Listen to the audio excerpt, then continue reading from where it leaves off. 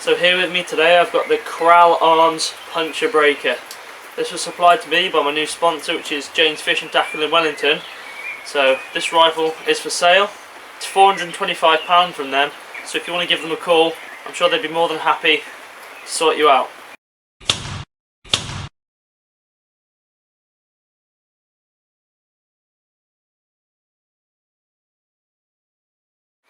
So I had this rifle yesterday evening, and I've been shooting it really quite a lot. I've probably put about 300 pellets through it, so I've sort of fired it enough to gain an opinion.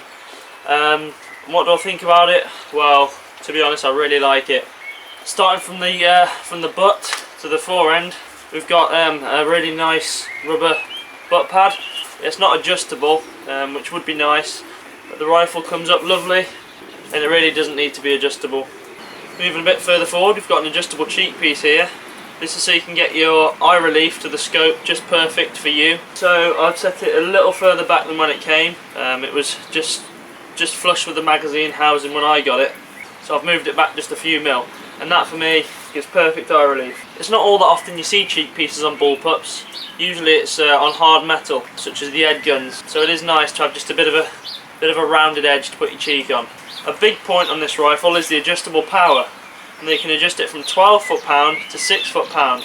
This is good because it means you can take sort of medium to long range vermin out in the fields and in the woods, but then if you go into the barn, maybe using a night sight or just popping feral pigeons with a lamp, you can turn it down to 6 foot-pound and not bother about putting holes in the roof. It's got a safety catch, it's really nice and positive. It's one of my favourite places to put a safety catch. I can't really stand safety catches that are inside the trigger guard, whether that be on the trigger or just in front of the trigger. That to me just seems ludicrous and unsafe. But here, really nice and positive, really safe. The cocking lever, again, really solid. It doesn't feel at all flimsy, feels nice and robust, and it feels like it's been built like a tank really. The block is all machined out of one piece of metal.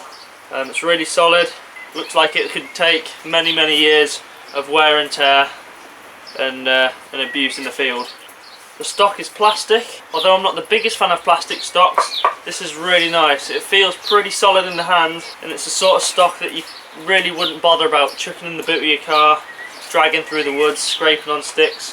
Whereas if you had a walnut, maybe you might be a bit more fussy about where you took it. Incorporated in the stock is this nice thumb hole. Fits my hand perfectly. There's these little finger grooves in there, and for my hand, that's just perfect. It's like it was moulded there. However, if your hand was slightly bigger or slightly smaller, those grooves could be in the wrong place, but I don't really see that being much of an issue. Another thing about the thumb hole is when you're walking through the woods, you can actually put your hand in there like that and just carry it. The muzzle's nowhere near touching the floor, and this for me is just a really easy way of transporting this rifle from point to point. The trigger is a one stage, it is adjustable. It's nice and crisp, it's got a slight bit of creep on, but you soon get used to that and it really doesn't affect accuracy at all. Bullpups often have poor triggers, and that's just because of the rod coming from the trigger to the back of the mechanism. So this is where the actual trigger is happening. It is predictable though, but after a few shots it feels fine, perfectly usable, and a nice all-round system. On top of the barrel, clamped around the cylinder, is this plastic Picatinny rail. I wasn't so keen on it when I first saw it being plastic, but it doesn't seem to affect the rifle itself, the accuracy, or the general weight distribution. If it were metal, the rifle could feel a bit front heavy. I've mounted an Eagle Vision mount on, and it's had no issues with moving or coming loose at all. The barrel's held in place by a barrel band at the front. It's nice and chunky, and I wouldn't have any worries if I accidentally knocked this in the field whilst hunting for squirrels or maybe the odd pigeon. The cylinder is a 280cc 200 bar cylinder. At 12 foot-pound you get about 120 shots, and at 6 foot-pound you get over 200 shots. So for garden use, plinking, hunting in the field, that's more than enough. The barrel is threaded on the end for a silencer. I've chosen to put the Deben Whisper on here, and it does cut down the bark of the muzzle a lot. It does add a bit of length on. That's the rifle without the silencer, and standard on it just comes a little muzzle brake. Here's what you get with the actual rifle. That just slides on the end, just finishes it off nicely.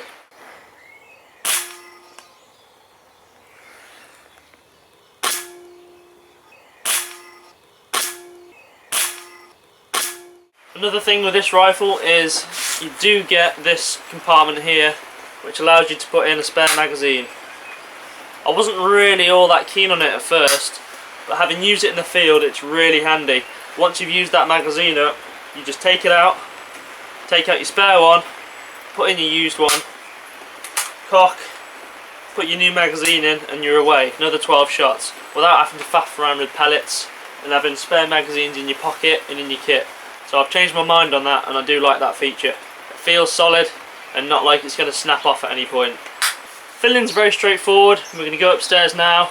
We're going to show how to fill the rifle and also how the magazines work, how to fill them and how to fit them in the rifle. Filling the rifle is simple. Just twist this collar here to expose the filling port. Insert the adapter provided with the rifle. And slowly fill to 200 bar using the pressure gauge on your dive cylinder.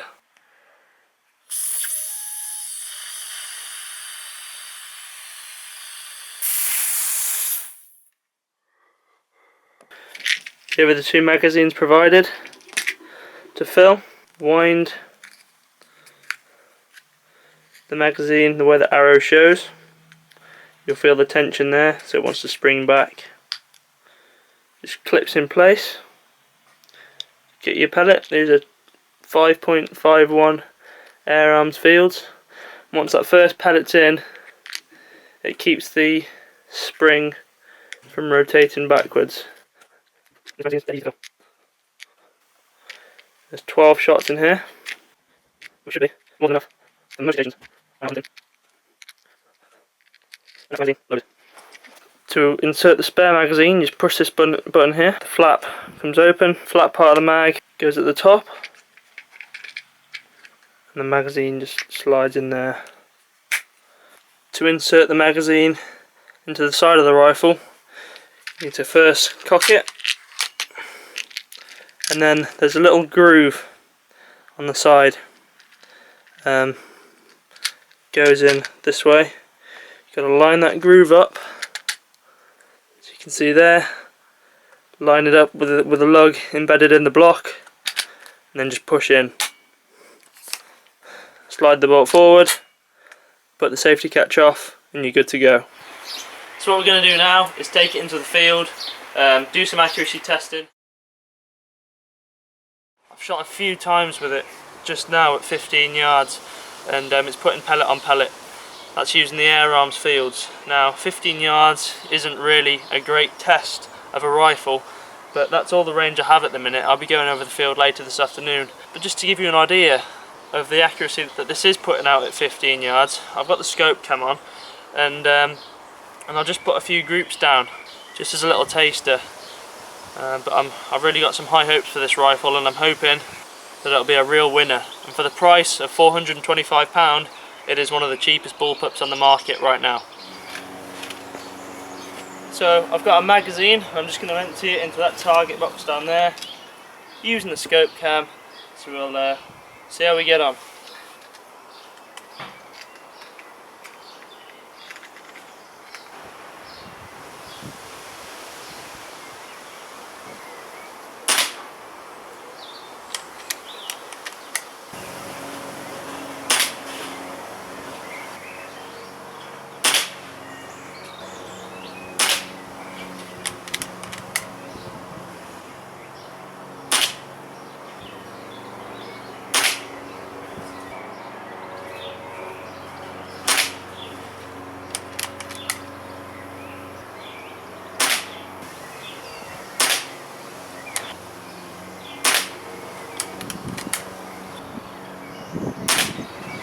Well, there you have some 3-shot groups with the Kral arms. That was a whole magazine in there. As you can see, you do get a lot of shots with the magazine. 12 shots, which is really helpful. So let's go and have a look at those groups. It was a lot harder using the scope cam. I'm not practiced really using the scope cam before. It's still fairly new to me.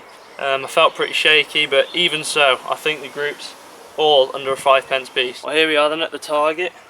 We've got a group here, group here, group here, and a group here. And the 5p goes over each and every one of those 3-shot groups. This was my first group, and it's by far my tightest with only 2 holes showing. That's perfectly good for hunting. So let's go over the field now and see how this baby performs where it was really designed to. Well, we're down on one of my fields now that I have permission to shoot on. We've just got a target down there at 30 yards. I haven't zeroed the rifle in at 30 yards, and we're just going to see what it groups like. So not really interested in the point of impact. We are interested in how tight the pellets fall next to each other.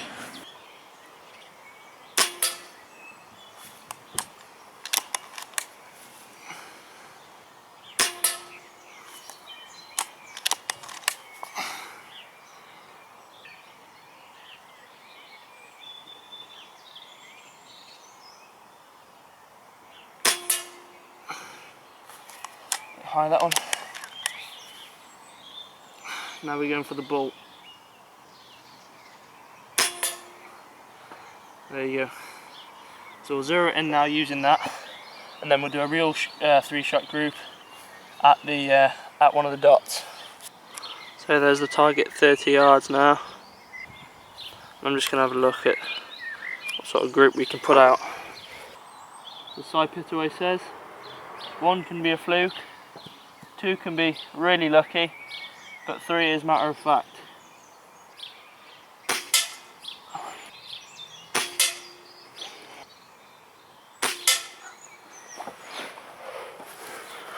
Well, there you have a nice little group down to the left hand side. Still need to bring the clicks down and right a tad, but it's the group size we're looking for, as I said. I didn't use the scope cam on that one because it's just not as accurate as the naked eye.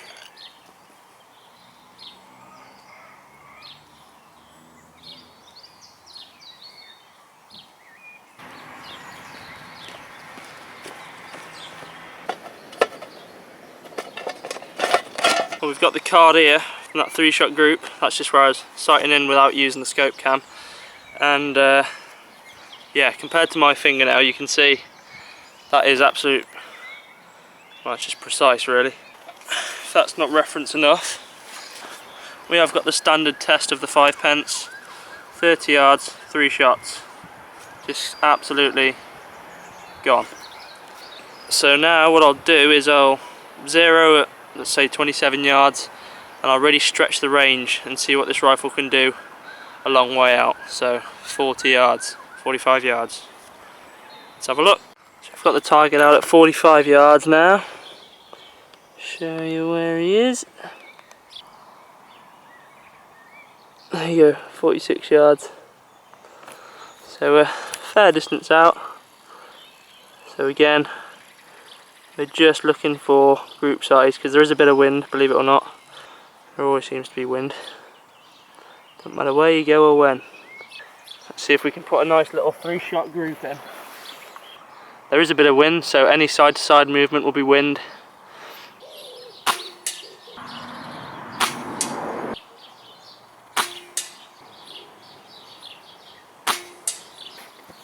Well, there you go. That's 3 shots in 1 hole. One of them went slightly right. That's because the wind just drifted it.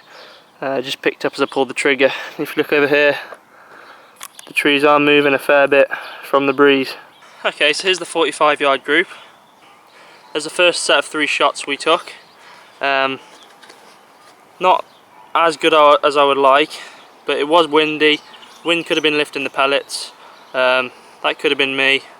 There's a lot of variables to take into consideration. But all in all, I don't think that's too bad. The wind died down and I thought, well, I'll have another go. So I dropped it down to 3mm dots so we could see the point of impact. And here you can see a perfect line, which is good. Wind was coming left to right. And I actually put a 4th shot in there just to prove that it was the wind and not the actual rifle. So there you go, that's 3 shots in there, and the 5p is almost touching the 4th shot, or the 2nd shot. So now I'm feeling real confident in this rifle. I'm going to stretch it out to 55 yards, and this is my sort of max range I hunt with on a typical day with my S400. So it's a good benchmark or comparison to go by. It's set out at 55 yards now, and I'm going to use a scope cam for this. So if the accuracy is a bit off, could be down to the scope cam, but I've got to have something to show you. Okay, here we go.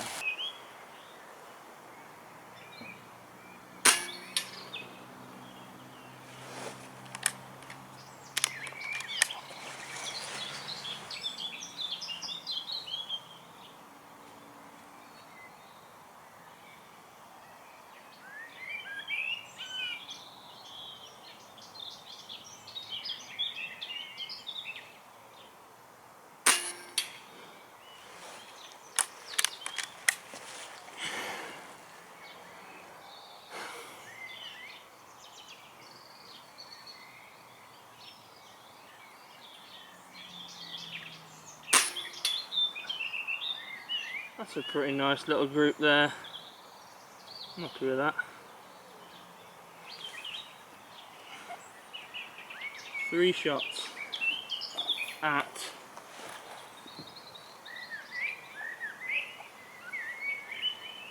59 yards. So pretty much 60 yards. Let's have a look.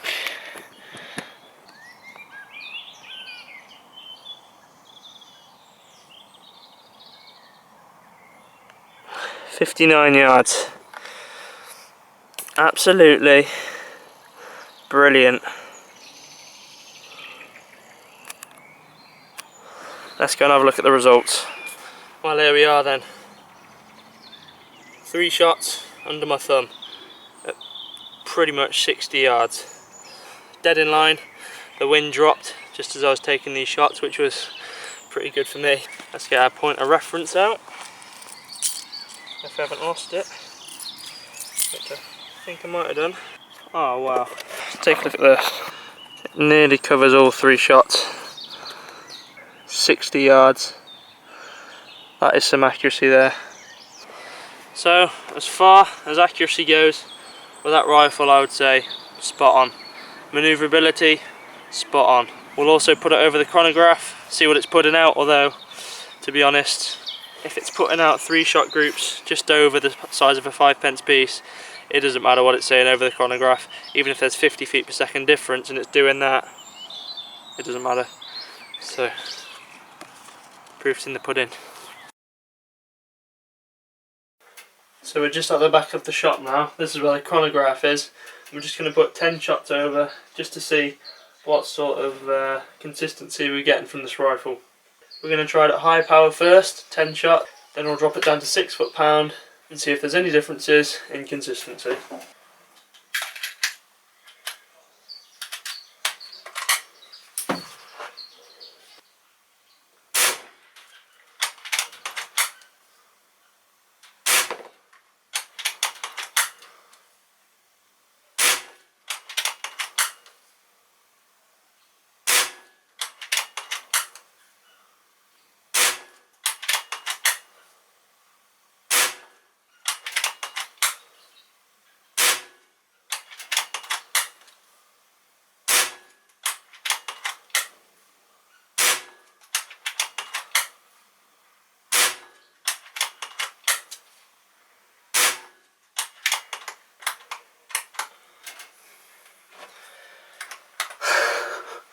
There we go. I think that was, yep, that was 12 shots, full magazine, and pretty much no deviation at all. That's perfect. Well, that was some really good results there. Over 12 shots, a spread of 6 feet per second, an average of 533.6 feet per second, and 10.10 foot-pound. Foot-pound's a little bit low, but that can be turned up by stripping the rifle and yeah, just tweaking it up. But 6 feet per second from an unregulated rifle over 12 shots is just really good. And yeah, I mean, I'd be happy with 10.10 foot-pound. My springers are running at about that, and I take birds at long ranges regularly, so for me that's not really a problem. And you saw what accuracy it can put down at 60 yards.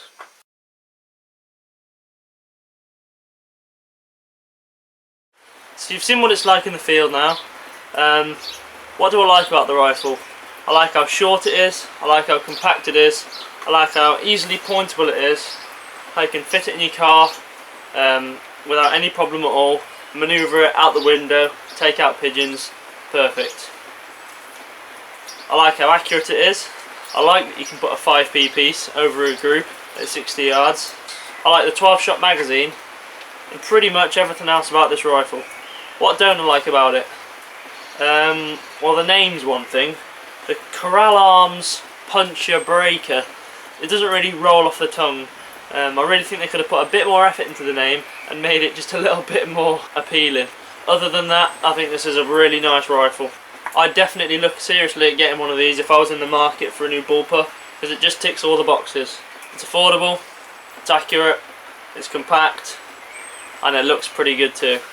For more information on the Kral Arms Bullpup, please call Jane's Fishing Tackle in Wellington, Telford on 01952 257 400.